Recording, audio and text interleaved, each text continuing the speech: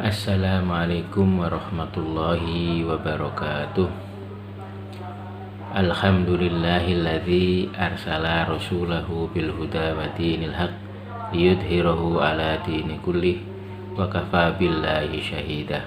Asyhadu an la ilaha illallah wahdahu la syarikalah wa asyhadu anna Muhammadan abduhu wa rasuluh. Allahumma sholli wa sallim wa barik ala Muhammad wa ala alihi wa ashabihi wa man tabi'ahum bi ihsan ila yaumiddin. Amma ba'du.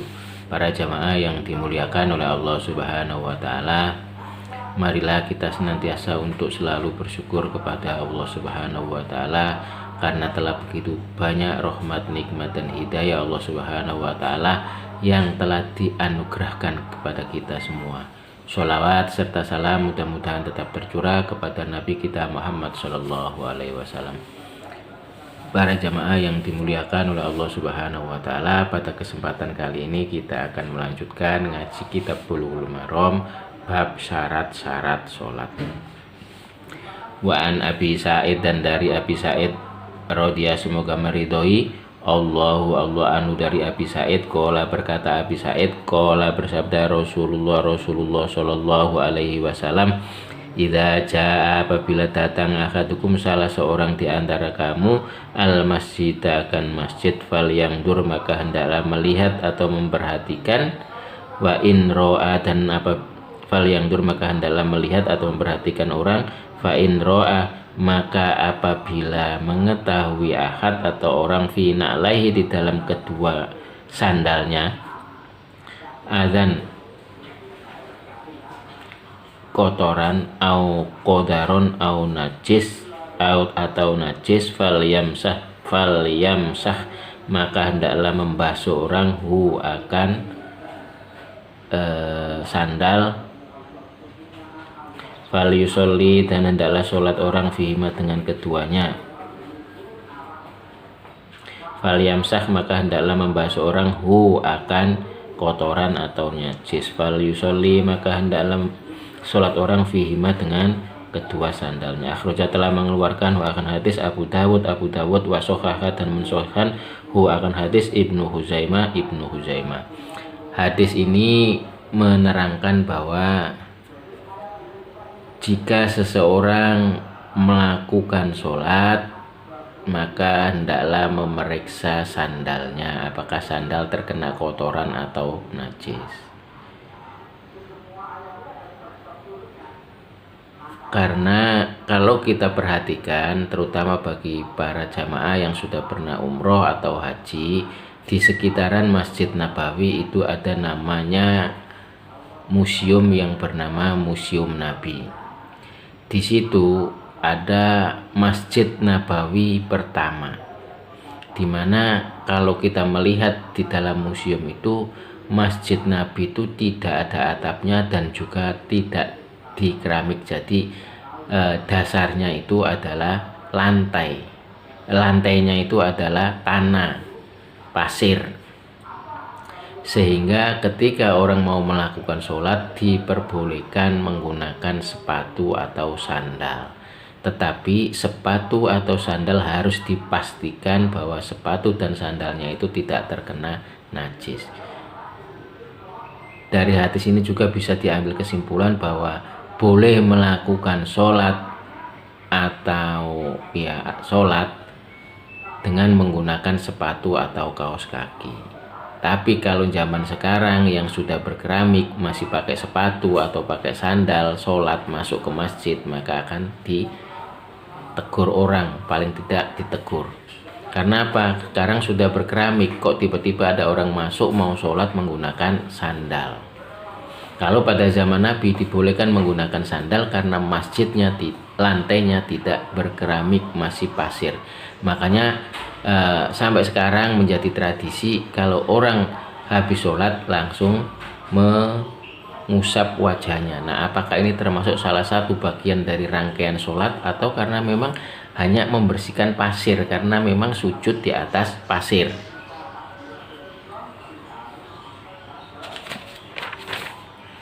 Wa an Abi Hurairah, dan dari Abi Hurairah radhiyallahu, semoga meridhoi Allah anhu, dari Abi Hurairah qala, berkata Abi Hurairah, qala, bersabda Rasulullah sallallahu alaihi wasallam, idza wati'a, apabila menginjak ahadukum, salah seorang dari kalian, al-ada, akan kotoran, bikhuffaihi, dengan sepatunya, fatahhuru, maka dalam mensucikan orang, huma, akan keduanya, at-turabu, dengan debu. Akhirnya telah mengeluarkan akan hadis Abu Dawud wa sahhaha, dan telah mensahihkan akan hadis Ibnu Hibban. Hadis ini juga menjelaskan bahwa ketika seseorang mau sholat menggunakan sepatu dan sepatunya kena kotoran, maka hendaklah disucikan sepatunya dengan debu. Artinya apa? Kembali ke yang tadi, bahwa pada zaman Nabi boleh sholat menggunakan sepatu. Apakah sekarang boleh menggunakan sepatu? Boleh, asal sepatunya bersih jadi sepatunya bersih dari kotoran, dari najis, kemudian kita wudhu, baru memasukkan kaki ke dalam sepatu itu dalam kondisi kita suci. Setelah itu, kalau kita melakukan perjalanan pakai sepatu, maka boleh kita hanya mengelap atasnya, tapi selama 3 hari. Tetapi apa ya, iya, sekarang ke masjid kita pakai sepatu, sedangkan masjidnya itu sekarang lantainya ada yang bermarmer, ada yang keramik, ada yang granit, dan seterusnya. Yang masih memungkinkan adalah menggunakan kaos kaki. Tetapi pada prinsipnya boleh menggunakan sandal maupun menggunakan sepatu, apalagi kaos kaki. Wa an Muawiyah, dan dari Muawiyah bin Ibnil Hakim, Muawiyah bin Hakim bin Ibnil Hakam radhiyallahu, semoga meridhoi Allah anhu, dari Muawiyah bin Hakam qala, berkata Muawiyah, qala, bersabda Rasulullah sallallahu alaihi wasallam, inna hadis sholata, sesungguhnya sholat ini, la yasluhu, tidak layak, fiha, di dalam sholat, syai'un, sesuatu, min kalamin nasi, di dalam pembicaraan manusia. Innama huwa, sesungguhnya sholat, tasbihun, yaitu bertasbih kepada Allah, wa takbirun, dan bertakbir kepada Allah, yang membesarkan Allah, wa qiraatul Quran, dan bacaan Al-Quran. Rawah, telah meriwayatkan akan hadis Muslimun, Imam Muslim. Hadis ini menceritakan bahwa sholat tidak boleh berbicara, atau kalau kita mau berhati-hati, lebih berhati-hati, maka pada saat kita masuk ke masjid, kita mau melakukan sholat berjamaah di masjid, maka kita jangan bercakap-cakap tentang urusan dunia. Karena di masjid itu hanya untuk sholat, bertakbir, bertasbih kepada Allah, bertakbir kepada Allah, dan membaca Al-Quran. Wa an Zaid, dan dari Zaid ibni Arqam bin Arqam, anna Zaid bin Arqam qala, berkata Zaid bin Arqam, in kunna, jika adalah kami, la natakallamu, sungguh bercakap-cakap kami, fi sholati, di dalam sholat, ala ahdi Rasulillah, pada masa Rasulullah sallallahu alaihi wasallam, yukallimu, bercakap-cakap, ahaduna, salah seorang di antara kami, sohibahu, akan temannya, bihajati, dengan hajatnya, hatta nazalat, sehingga turun, hafidhu ala sholawati wa sholatil wusta, yaitu Al-Quran yang berbunyi, hafidhu ala sholawati wa sholatil wusta, hafidhu, jagalah kalian, ala sholawati, atas sholat-sholat, wa sholatil wusta, dan sholat wusta, waqumu, dan dirikanlah, lillahi qanitin, waqumu, dan dirikanlah sholat, lillahi, karena Allah semata, qanitin, dalam keadaan khusyuk. Maka setelah ada sahabat yang bercakap-cakap pada waktu sholat di masjid, kemudian bercakap-cakap dengan temannya, maka turunlah ayat, hafidhu ala sholawati wa sholatil wusta wa qumu lillahi qanitin. Lanjutan hadis, wa umirna, maka diperintahkan kami, bisukuti, dengan diam, Wa nuhina dan dilarang kami anil kalami dari bercakap-cakap. Muttafaqun telah disepakati alai atas hadis wal lafdu dan lafaz hadis li muslimin dalam riwayat Muslim. Hadis ini menceritakan bahwa pada suatu masa Nabi SAW pada waktu sholat ada seorang sahabat yang bercakap-cakap, yang ngobrol dengan temannya tentang hajat-hajat dunianya. Kemudian turunlah ayat hafidu ala sholawati wa sholatil wusta wa qumu lillahi qanitin. Kemudian Nabi memerintahkan kepada para sahabat untuk diam, dan kami dilarang untuk bercakap-cakap pada saat mau melakukan sholat di masjid. Wa an Abi Hurairah, dan dari Abi Hurairah qala berkata Abi Hurairah qala bersabda Rasulullah sallallahu alaihi wasallam, at-tasbihu tasbih lirrijali untuk seorang laki-laki, wa tadfiku dan bertepuk tangan lin nisa'i untuk wanita. Muttafaqun telah sepakati alai atas hadis. Zada menambahi Muslim fi sholati di dalam sholat. Hadis ini adalah hadis Abu Hurairah, dari Abu Hurairah yang diriwayatkan oleh Bukhari dan Muslim, bahwa pada saat sholat ketika imam salah, maka misalnya harusnya masih berdiri, misalnya sholat duhur, baru rakaat ketiga sudah mau tahiyat terakhir, mungkin imamnya lupa, maka bagi laki-laki mengucapkan subhanallah, kemudian bagi perempuan bertepuk tangan untuk mengingatkan imam bahwa imam itu salah. Misalnya ketika habis sujud kemudian langsung duduk mau tahiyat terakhir, lalu padahal baru rakaat ketiga, sedangkan sholat duhur itu ada 4, maka makmumnya mengucapkan subhanallah untuk laki-laki, kemudian untuk perempuan bertepuk tangan seperti ini. Jadi akhirnya imam menjadi tahu bahwa dia sedang salah, akhirnya bangkit untuk rakaat yang keempat. Wa an Mutarif, dan dari Mutarif bin Abdillah bin Sihir an Abi, dari bapaknya qala berkata Mutarif bin Abdillah bin Sihir, ro'a itu tahu saya Rasulullah SAW wa fi sudrihi, dan di dalam dadanya Nabi azirun, gemuruh ka aziril mirjali, seperti gemuruhnya air mendidih, minal bukai, seperti suara gemuruh mendidih, minal bukai dari menangis. Akhrajah telah mengeluarkan akan hadis al-khamsatu imam 5 illa ibn Majah, kecuali Ibnu Majah, wa sahah dan telah mensahihkan akan hadis Ibnu Hibban. Hadis ini menunjukkan bahwa untuk menambah kekhusyukan di dalam sholat dapat dengan menghayati bacaan yang sedang dibacanya. Saking menghayatinya, apalagi mengetahui arti dari ayat yang dibacanya, kadang-kadang Nabi Muhammad sampai menangis. Jadi sampai ada suara gemuruh menangis, saking khusyuknya Nabi, saking menghayatinya Nabi SAW di dalam membaca Al-Quran pada saat waktu sholat. Wa an Ali, dan dari Ali qala berkata Ali, karena adalah li bagiku min Rasulillah, dari Rasulullah sallallahu alaihi wasallam, madkholani,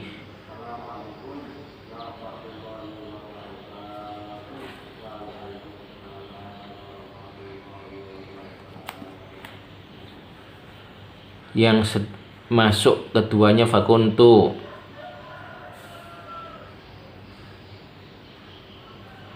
madkholani tempat masuk, fakuntu maka adalah saya, idza ata itu apabila datang saya, mendatangi saya, huwa akan Nabi, wa huwa dan Nabi yusolli sholat Nabi, naha maka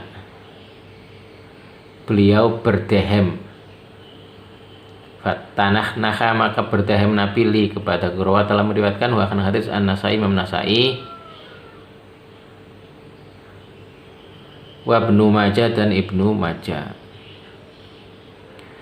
Dari Ali, hadis ini dari Ali, bahwa ketika Ali masuk sedangkan ketika Ali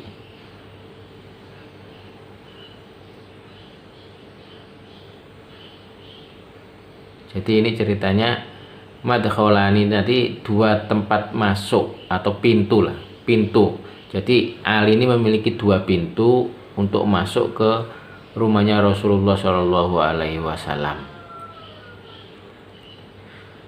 Maka jika Ali ini mendatangi kepada Rasulullah SAW sedangkan Rasul sedang sholat, maka Rasul berdehem untuk memberitahu bahwa Rasul sedang sholat. Jadi pada saat Ali mau masuk ke rumah Rasul, kemudian Rasul sedang sholat, maka untuk memberitahu kepada Ali bahwa beliau sedang sholat, maka Rasulullah SAW berdehem. Artinya salah satu cara untuk memberitahu kepada orang di luar sana pada saat ada misalnya kita sholat di rumah, sholat sunat, kemudian tiba-tiba ada ketukan pintu, entah itu tamu atau siapa, maka kita bisa berdehem untuk memberitahu kepada tamu tersebut, kepada orang yang mengetuk pintu tersebut bahwa kita sedang melakukan sholat. Wa ani bni Umar, dan dari Ibnu Umar dia semoga meridhoi Allah anhuma dari keduanya, qala berkata Ibnu Umar, qultu adalah saya li Bilalin kepada Bilal, kaifa bagaimana itu. Qultu bertanya saya atau berkata saya li Bilalin kepada Bilal, kaifa bagaimana ra'aita mengetahui engkau an-nabi akan Nabi sallallahu alaihi wasallam, ya ruddu menjawab Nabi alaihim atas mereka, khina yusallimuna ketika mereka mengucapkan salam alaihi atas Nabi, wahwa yusolli dan wahwa dan Nabi yusolli sholat Nabi. Qala berkata Bilal, yaqulu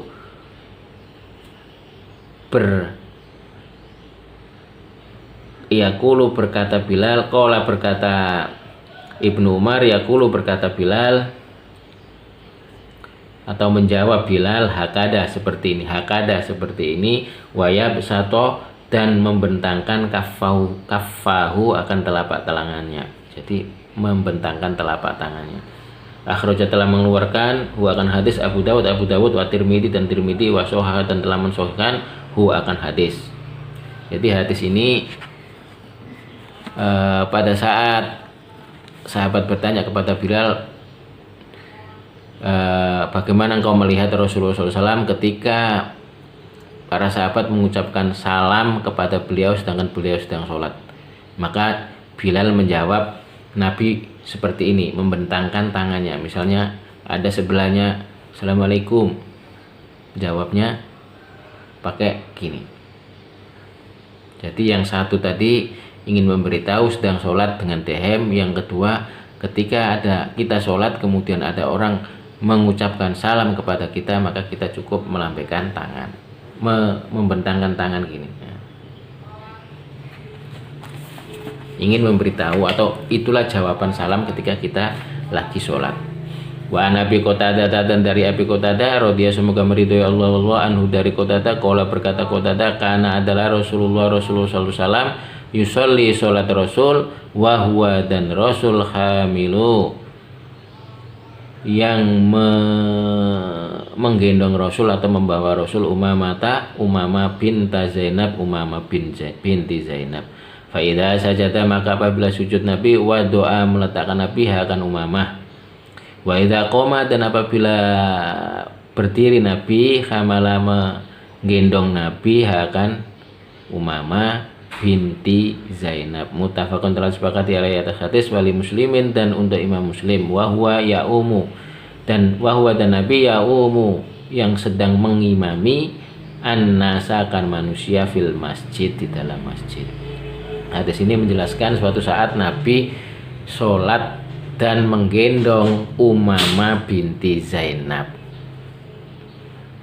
Pada saat mau sujud, maka Nabi meletakkan Umamah binti Zainab. Kemudian ketika Nabi berdiri lagi, Nabi menggendong lagi Umamah binti Zainab.